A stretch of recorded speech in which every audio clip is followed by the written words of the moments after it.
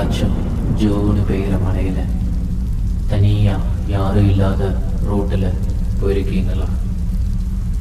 அதுவும் 2 பக்கம் வெறும் நிலமாக இருக்கு. மழைக்கு நிற்கிறதுக்கு எந்த ஒரு இடமும் இல்லை. அந்த ரோட்டில் ஒரு பஸ் ஸ்டாப்போ அல்லது வீடோ கடையோ எதுவும் இல்லை. அது ஒரு குறுக்கு வழி மாதிரி உங்கள் வீட்டுக்கு போகிறதுக்கு. அப்படி எல்லா ஊர்லேயும் இருக்கும். அந்த வழியில் தனியாக நீங்கள் மட்டும் போயிட்டு இருக்கீங்க. அப்போ ஆப்போசிட்ல இருந்து ஒருத்தர் பெரியவர் கை காட்டுறார். அவர் அந்த நேரத்தில் எப்படி இங்கே வந்தார் நினச்சிட்டே நடந்து வந்திருப்பார் போல அப்படின்னு உங்களுக்கு அவரை பார்த்த உடனே தெரியுது. சரி, அவருக்கு லெஃப்ட் கொடுப்பான வண்டியை நிறுத்தி அவரை ஏற்றுறீங்க. ஏற்றிட்டு எங்கே ஐயா போகணும் அப்படின்னே, அடுத்த ஊர் தான்ப்பா, இன்னும் ஒரு 5 கிலோமீட்டர் தான், நான் சொல்கிறப்பா அப்படியே போப்பா அப்படின்னு அவர் சொல்லும்போது, அப்படிங்களா, சரிங்க ஐயா அப்படின்னு நீங்கள் அவங்கள ஏற்றிட்டு போகிறீங்க. நீங்களும் கொஞ்சம் தூரம் போயிருப்பீங்க. போகும்போது தான் ஒன்று கவனிச்சிருப்பீங்க, அந்த ரோடு வழியாக எந்த ஒரு வண்டியும் வரல. ஏன்னா நீங்கள் போகிறது நைட்டு, அந்த ரோட்டில் யாரும் இருக்க மாட்டாங்க. ரோட்டில் எரிகிற மின் விளக்கை தவிர அது எதுவும் இல்லை.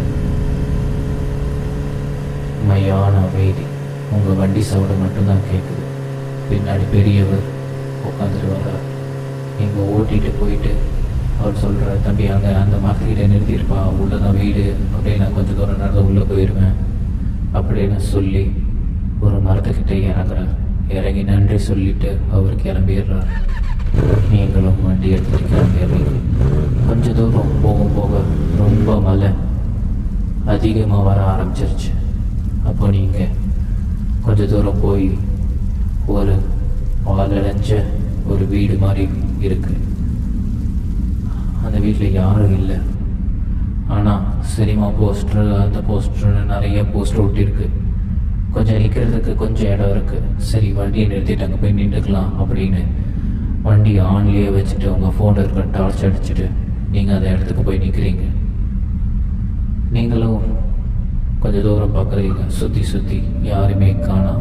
அப்போ தான் நீங்கள் நோட் பண்ணுறீங்க, அங்கே ஒரு போஸ்டர் ஒட்டியிருக்கு. அந்த போஸ்டரில் கண்ணீர் அஞ்சலியில் போட்டு ஒரு ஃபோட்டோ போட்டிருக்கு. அதை பார்த்து ஷாக் ஆகுறீங்க. ஏன்னா இப்போ நீங்கள் லிஃப்ட் கொடுத்த அந்த பெரியவரோட முகம்தான் அதில் இருக்கு. அதை பார்த்துட்டு உங்களுடைய மனநிலை எப்படி இருக்கும்? அதை பற்றி நீங்கள் கீழே கமெண்ட் பண்ணுங்க. இந்த கதையை தொடரலாம். நன்றி, வணக்கம்.